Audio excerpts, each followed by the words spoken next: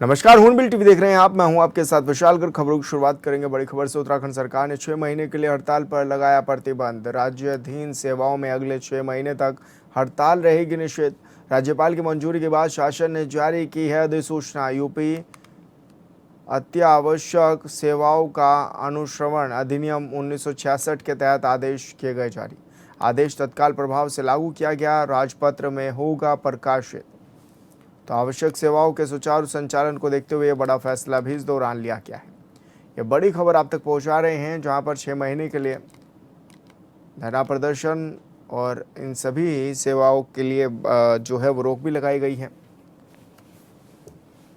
तो आधे तत्काल प्रभाव से लागू भी किया गया है। राजपत्र में भी प्रकाशित हो गए आदेश।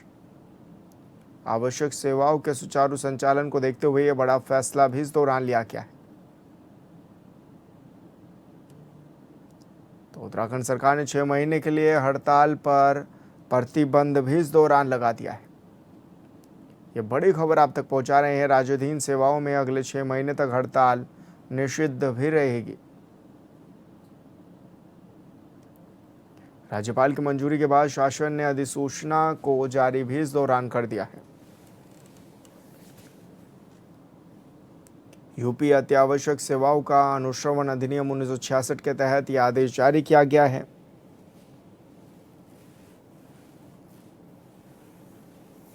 तो आदेश तत्काल प्रभाव से लागू किया गया है। ये बड़ी खबर आप तक पहुंचा रहे हैं। हड़ताल पर प्रतिबंध लगाया गया है अगले 6 महीने तक।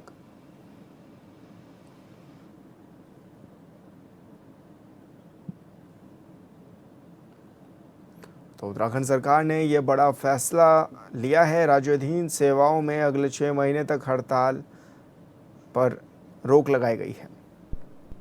पिछले कुछ दिनों से सोशल मीडिया पर उत्तराखंड बीजेपी के प्रदेश अध्यक्ष के इस्तीफे की चर्चाएं तेजी से वायरल हो रही हैं। हालांकि पार्टी नेतृत्व ने इन अटकलों को पूरी तरह खारिज कर दिया है। बीजेपी के प्रदेश महामंत्री कुंदन परिहार ने इस मामले पर कहा है कि किसी भी राजनीतिक दल का संचालन सोशल मीडिया की चर्चाओं के आधार पर नहीं होता। उन्होंने स्पष्ट किया है कि महेंद्र भट्ट के नेतृत्व में संगठन बूथ स्तर तक मजबूत हुआ है और कार्यकर्ता पूरी तरह एकजुट थे। आगामी 2027 विधानसभा चुनाव में भी पार्टी उनके नेतृत्व में मजबूती से चुनाव लड़ेगी और बेहतर प्रदर्शन भी करेगी।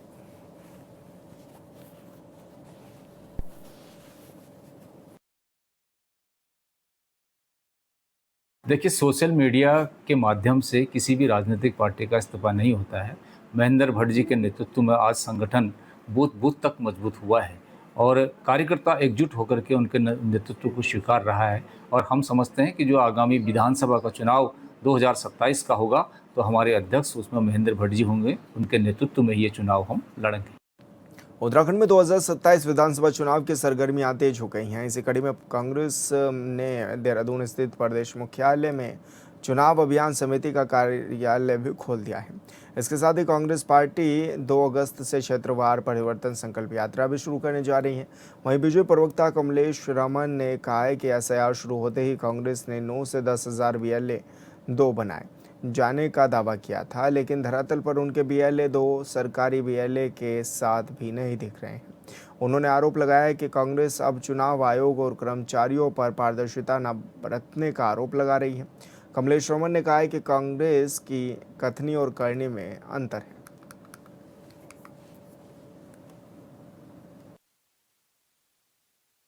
नहीं, क्या तैयारियां चल रही हैं कांग्रेस की, मुझे बताइए। जब एसआईआर हमारी शुरू हुई तो कांग्रेस ने लगातार कहा जी हमने तो 9,000 से ऊपर बूथ बीएलए 2 बना दिए, 10,000 से ऊपर बीएलए 2 बना दिए। धरातल पर पता लग रहा है कि उनका बीएलए 2 जो है सरकारी बीएलए के साथ घूम भी नहीं रहा है और आरोप लगा रहे हैं कि जी भाई इसमें तो चुनाव आयोग या चुनाव के जो कर्मचारी है वो इसमें पारदर्शिता नहीं दिखा रहे हैं। तो मुझे लगता है कि कांग्रेस की कथनी और करनी दोनों में बहुत अंतर है। रही बात तैयारी की कि कांग्रेस क्या तैयारी कर रही है, तो कांग्रेस की तैयारी हमेशा जीरो रही है। उनके कार्यकर्ताओं में, उनके नेताओं में जिस तरीके से सामंजस्य नहीं दिखाई पड़ता, लगातार आप मंचों से देखते हैं, लगातार आप सड़कों पर देखते हैं, चाहे उनकी प्रभारी से लेकर उनके जो बड़े जो पूर्व मुख्यमंत्री रहे उन तक का आप देख सकते हैं किस तरह से उनके खाई पड़ चुकी है। तो पहले कांग्रेस को अपने अंदर ही लड़ना पड़ेगा, उसके बाद चुनाव की बात करनी पड़ेगी। और रही बात कि वो 2027 की तैयारी कर रहे हैं, तो देखिए जनता है, जनता सर्वोपरि है। जनता सब देख रही है कि कितना झूठ फैलाने का काम कांग्रेस कर रही है। सफ़ेद झूठ बोलती है कांग्रेस लगातार, ऐसे नैरेटिव सेट करने की कोशिश करती है कि जिससे सरकार बदनाम हो। लेकिन जनता है, जनता की नज़रें बड़ी तेज़ होती हैं, पारखी नज़र रखते हैं, इसीलिए वो कांग्रेस को किनारा करते हैं और हर बार उनको कहीं ना कहीं आईना दिखाने का काम करते हैं।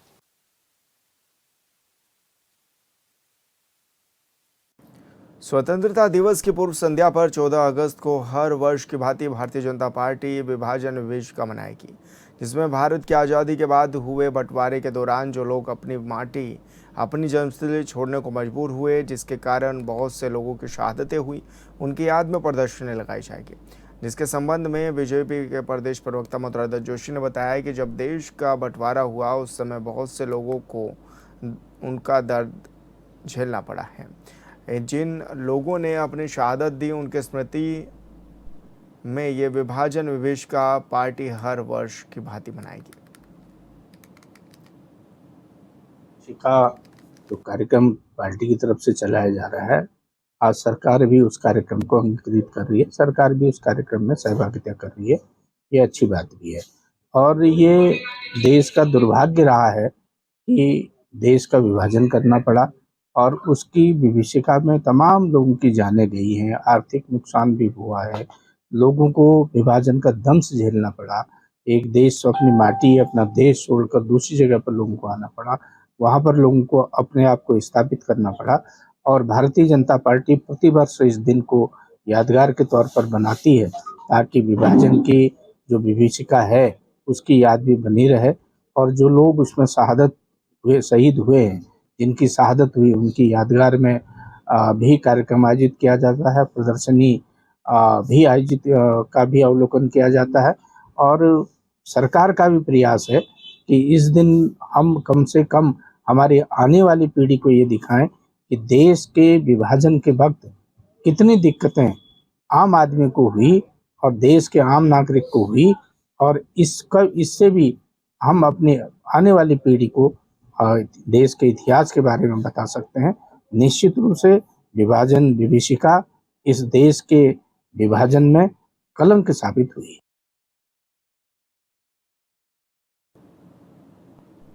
प्रदेश में मलिन बस्तियों को लेकर कांग्रेस की महिला प्रदेश अध्यक्ष ने सरकार से इस मामले में स्पष्ट नीति बनाने की मांग की है। उन्होंने कहा कि जिन लोगों को सालों से बिजली, पानी, आधार और वोटर आईडी जैसी सुविधाएं नहीं दी गई, उन्हें अब अवैध बताना उचित नहीं है। उनका कहना है कि कई परिवार 25 से 30 साल से इन बस्तियों में रह रहे हैं, इसलिए हटाने से पहले उनके पुनर्वास की व्यवस्था की जानी चाहिए। साथ ही सरकार को मानवीय दृष्टिकोण अपनाते हुए इस मुद्दे पर ठोस फैसला भी लेना चाहिए। मुझे लगता है कि मलिन बस्तियों के लिए जो एक पॉलिसी बनानी चाहिए कि आपको उसको किस तरीके से ट्रीट करना है। यहाँ पे हो क्या रहा है कि मलिन बस्तियों को आपने बिजली के कनेक्शन दे दिए, पानी कनेक्शन दे दिया, वोटर आईडी कार्ड बना दिया, आधार कार्ड बना दिया, आज आप उसी को बोल रहे कि वो अवैध है। तो जब वो अवैध थी तो आपने उसको ये सारी जो गवर्नमेंट डॉक्यूमेंट्स है वो तो आप ही लोग प्रोवाइड कर रहे हैं, तो उस वक्त उस पर निगरानी क्यों नहीं गई? तो सरकार को इस पे विचार करना चाहिए, क्योंकि अब जो मलिन बस्तियों में लोग हैं वो लोग बहुत लंबे टाइम से रह रहे हैं। ऐसा नहीं है कि वो अब 1 साल या 2 साल से बसी हुई है, 25 से 30 साल हो गए वो लोग वहां रह रहे हैं, वो उनका घर है। अब उन लोगों को या तो आपको कहीं और शिफ्ट कराना चाहिए, उन लोगों के लिए कोई और अतिरिक्त वैकल्पिक व्यवस्था बनानी चाहिए, या जब आप लोग उनको सारी सुविधाएं दे रहे हो, आप वोटर कार्ड उनको बना रहे हो, उनका बिजली का कनेक्शन दे रहे हो और बाकी सब चीजें कर रहे हो, तो आपको उनके बारे में सोचना चाहिए एज ए ह्यूमन, एक इंसान के नाते। और सिर्फ इसलिए नहीं कि आपका वोटर है, वो क्योंकि इंसान है, इस देश के नागरिक है, तो उसके लिए सरकार को एक पॉलिसी बना के गंभीर रूप से इसके बारे में चर्चा करनी चाहिए और उस पर एक स्टैंड, एक पॉलिसी होनी चाहिए।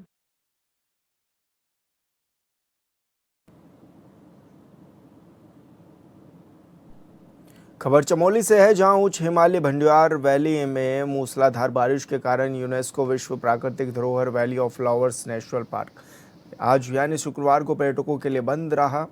वैली के प्रवेश द्वार के समीप घोसा नाले में अचानक उफान आ गया, जिससे पैदल पुलिया बह गई। पर्यटकों की सुरक्षा को देखते हुए पार्क प्रशासन ने वैली को बंद करने का निर्णय लिया है। पार्क कर्मी नाले में पानी के स्तर पर लगातार नजरें भी बनाए हुए हैं।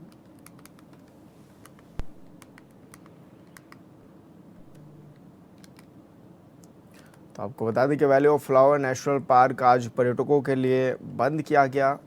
प्रशासन ने वैली को बंद करने का फैसला इसलिए लिया है क्योंकि जिस तरह से नदी नालों में पानी बढ़ रहा है तो कहीं वो दिक्कत खड़ी ना कर दे। पर्यटकों की सुरक्षा देखते हुए ये बड़ा फैसला लिया गया। घूंसा नाले में अचानक उफान आया और इस दौरान पैदल पुल बह गया है। ये संत गुरु रविदास की 650वीं जयंती पर देश भर में विशेष अभियान चल रहा है। इसके तहत वाराणसी स्थित संत रविदास की जन्मस्थली से 131 कलश तमाम राज्यों में भेजे जा रहे हैं। साथ ही कई स्थानों पर कलश यात्राएं आयोजित भी की जा रही हैं। इसी क्रम में कलश यात्रा देहरादून में भी पहुंची, जिसमें बड़ी संख्या में लोग शामिल रहे। की 650वीं जयंती के उपलक्ष्य में कलश यात्रा निकाली जा रही है। उत्तराखंड के तमाम क्षेत्रों में कलश यात्रा पहुंचेगी। भाई साहब, जो कलश यात्रा है उद्देश्य क्या है, किस तरह से आप लोग निकाल भी रहे हैं, क्या? देखिए, सर्व समाज के लिए बहुत हर्ष की बात है कि संत शिरोमणि पूज्य रविदास जी महाराज की फरवरी माह में 650वीं जयंती पूरा भारत मनाने जा रहा है। माननीय प्रधानमंत्री नरेंद्र मोदी जी ने एक समरसता के विचार को लेकर इस कार्यक्रम को पूरे देश के सामने रखा है और भारतीय जनता पार्टी इस कार्यक्रम की तैयारियों के निमित्त पूरे देश भर में कार्यकर्ता काम कर रहे हैं। परसों वाराणसी जो उनका जन्म स्थान है, वहां से पूरे देश भर के लिए उनकी पवित्र मिट्टी की कलश यात्राएं प्रारंभ होने के लिए सभी राज्यों में गई हैं। कल भगवानपुर रुड़की में माननीय मुख्यमंत्री जी ने हजारों की संख्या में उपस्थित बड़े जनसमूह को संबोधित करते उस कलश यात्रा में हिस्सा लिया। आज यहाँ महानगर की कलश यात्रा अभी कुछ समय में यहाँ पर पहुंचने वाली है और यहाँ से रविदास जी के जो का पवित्र स्थान है मंदिर डीएल रोड पर, वहां जाकर समापन होगा। हम सभी कार्यकर्ता उस कलश यात्रा के स्वागत के निमित्त यहाँ पर उपस्थित हैं और रविदास जी के विचारों को, जो आज सामाजिक समरसता के लिए बहुत प्रासंगिक है, उनको विचारों को आगे लेके बढ़ने का काम हम सब लोग कर रहे हैं। मतलब क्या कहेंगे, किस तरह की तैयारियां भी हैं, किस तरह की व्यवस्थाएं हैं और क्या मैसेज इसके पीछे का? आज संत शिरोमणि रविदास जी की जयंती पूरा देश मना रहा है और देश ही नहीं पूरे विश्व में संत शिरोमणि गुरु रविदास जी की जयंती को मनाया जा रहा है। और गुरु रविदास जी की जयंती को मनाने के पीछे समाज को जोड़ना, समाज में एक ही भाव लाना और एकाकार करते हुए जिस तरह से हमारे संतों ने पूरे भारतवर्ष के हमारे सनातन को, हमारे आपसी सद्भाव को, प्रेम को मजबूत करने की दिशा में तपस्या करी और उसका असर भारतवर्ष में देखने को मिला।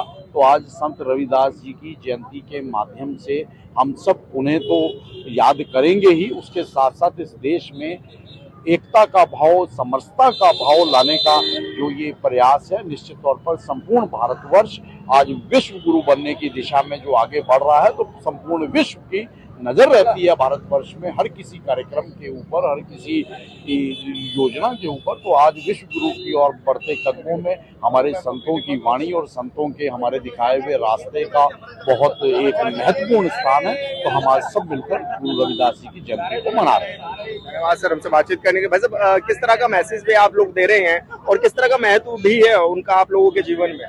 देखिए, रविदास जी की 650वीं जयंती के अवसर पर भारतीय जनता पार्टी द्वारा ये समरसता का जो एक मैसेज देने का काम किया जा रहा है, इसमें समाज को एक करने के लिए कि सब समान हैं, जैसा रविदास जी ने से हमें सीख मिलती है।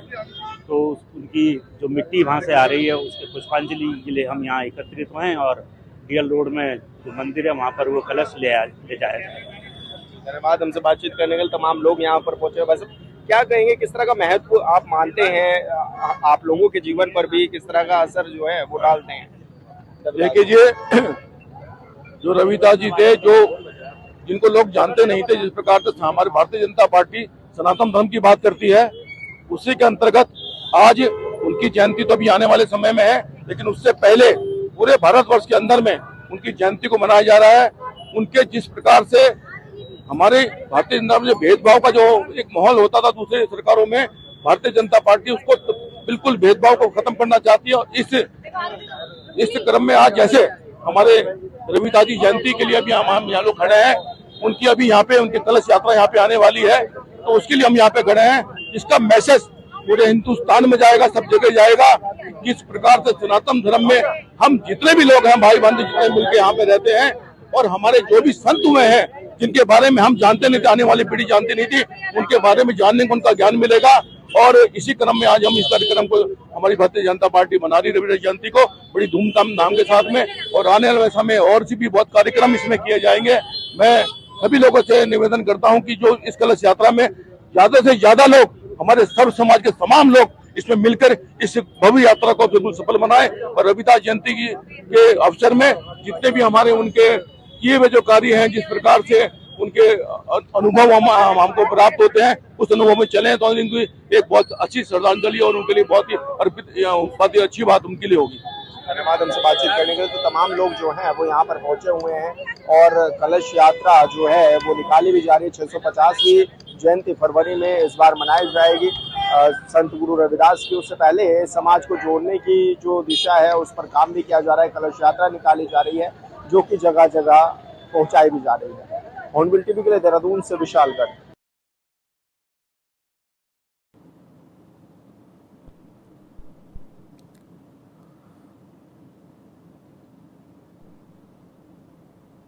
नैनीताल के देवली फील्ड स्नोव्यू क्षेत्र स्थित बिड़ला चुंगी के समीप महिला समूह प्रेरणा संगठन के तत्वाधान में वृक्षारोपण कार्यक्रम आयोजित किया गया। नैनीताल विधायक सरिता आर्या, नगरपालिका सभासद जितेंद्र कुमार पांडे जिनू और पूर्व सभासद दीपक कुमार भोलू समेत कई लोगों ने पौधे लगाकर पर्यावरण संरक्षण का संदेश दिया। इस अवसर पर विधायक सरिता आर्या ने संगठन की सराहना करते हुए 5100 रुपये और सभासद जिनू पांडे ने भी 5100 रुपये की आर्थिक सहायता प्रदान की।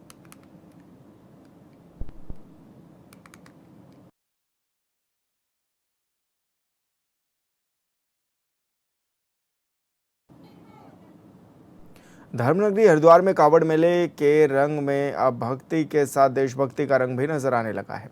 हर की पौड़ी से गंगा जल लेकर अपने गंतव्यों की ओर बढ़ रहे शिव भक्तों के बीच बहादुराबाद टोल प्लाजा के पास एक ऐसी कावड़ दिखाई दी जिसने लोगों का ध्यान अपनी ओर खींच लिया है। दिल्ली से आए 3 शिव भक्तों ने अग्नि 5 मिसाइल, परमाणु शक्ति और तिरंगे की थीम पर इस खास कावड़ को तैयार किया है। कावड़ को देखने के लिए राहगीर भी रुकते नजर आए और शिव भक्ति के साथ देशभक्ति के जज्बे की सराहना भी इस दौरान की गई।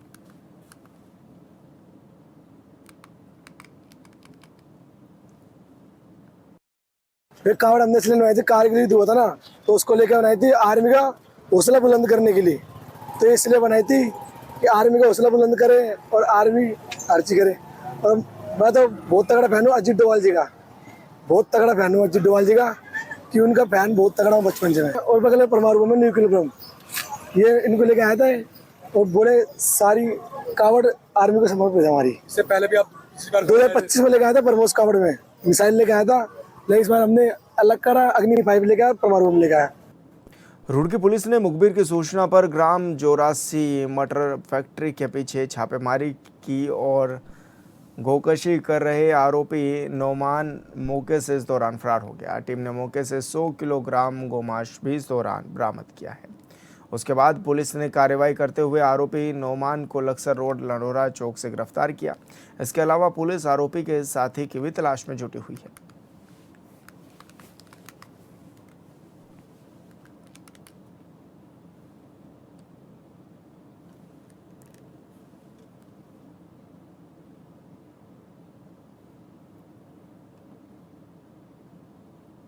चंपावत के सीमांत मंच तामली क्षेत्र के कार्य गांव में गुलदार खेत की सुरक्षा के लिए लगाए गए तारबाड़ के फंदे में बुरी तरह फंस गया। ग्रामीणों ने वन विभाग को इसकी सूचना दी, जिसके बाद रेंजर ब्रजमोहन टमटा के नेतृत्व में वन विभाग की टीम मौके पर पहुंची और गुलदार का रेस्क्यू इस दौरान किया गया। रेंजर ब्रजमोहन टमटा ने बताया कि गुलदार को ट्रैंकुलाइज कर सुरक्षित तारबाड़ से बाहर निकाला गया है। इसके बाद उसे चंपावत वन मुख्यालय लाया गया, जहां उन्होंने बताया कि गुलदार पूरी तरह सुरक्षित है। उसका चिकित्सक प्रशिक्षण भी करवाया गया है। तो गुलदार के सुरक्षित होने की इस दौरान बात भी कही गई है। तारबाड़ में गुलदार फंस गया था, जिसके बाद मौके पर वन विभाग की टीम पहुंची और गुलदार को ट्रैंकुलाइज किया गया। उसे रेस्क्यू भी की इस दौरान किया गया और यह बताया जा रहा है कि गुलदार पूरी तरह से इस दौरान सुरक्षित है। तो तस्वीरों में भी देखा जा सकता है कि किस तरह गुलदार जो है वो फंसे हुए नजर आ रहा है। वन विभाग ने हालांकि इसका रेस्क्यू किया गया